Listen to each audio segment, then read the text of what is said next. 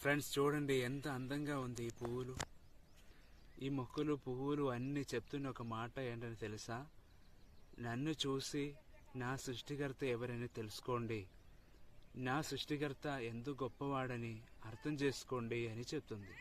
కానీ మనిషి మాత్రం వారికి నచ్చిన దారిలో జీవించి సృష్టికర్తని పట్టించుకోకుండా జీవిస్తున్నారు. అయినప్పుడు కూడా దేవుడు మనల్ని విడిచిపెట్టలేదు, మనల్ని ఇప్పుడు కూడా ప్రేమిస్తున్నారు. నిత్యమైన ప్రేమతో నేను నిన్ను ప్రేమిస్తున్నాను అని దేవుడు చెప్తున్నారు. ఆ ప్రేమ మన కోసం ఇంత అందంగా ఉన్న పువ్వులు సృష్టించడం ద్వారా తెలియజేయటం జరిగింది. మన కోసం కావాల్సిన అన్ని సృష్టించడం ద్వారా తెలియజేయటం జరిగింది. కానీ దానికంటే ముఖ్యంగా గొప్పగా ఆయన మనకు రక్షణ సిద్ధపరచటం ద్వారా తన ప్రేమ తెలియజేయటం జరిగింది. మన కోసం అన్ని సిద్ధపరిచినప్పుడు కూడా దేవుని విడిచిపెట్టి పాపం చేసి మన దారిలో మనం వెళ్ళిపోవటం జరిగింది.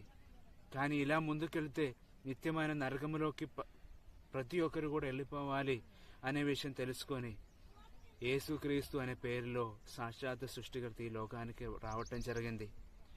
ఎందుకంటే మన పాపముల కోసం శిక్ష మనకిస్తే మన అగ్నికుండంలో ఉండాలి. ఆ అగ్ని నరకం నుంచి మనల్ని విడిపించడానికి ప్రాయశ్చితం చేయాలి.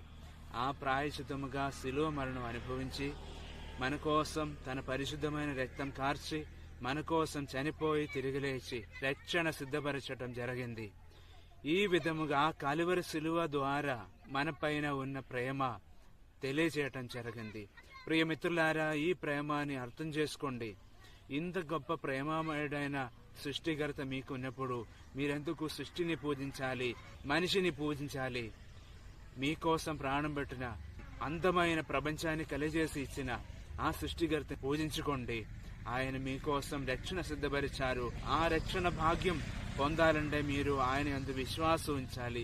యేసుక్రీస్తు మీ సృష్టికర్త అని నమ్ముకోవాలి. మీకోసం మరణించి తిరిగి లేచిన రక్షకుడు అని నమ్ముకోవాలి. అలాగే మీరు మీ రక్షకుడుగా, మీ దేవుడిగా యేసుక్రీస్తుని అంగీకరిస్తే మీకు రక్షణ భాగ్యం దొరుకుతుంది, పరలోక భాగ్యం దొరుకుతుంది.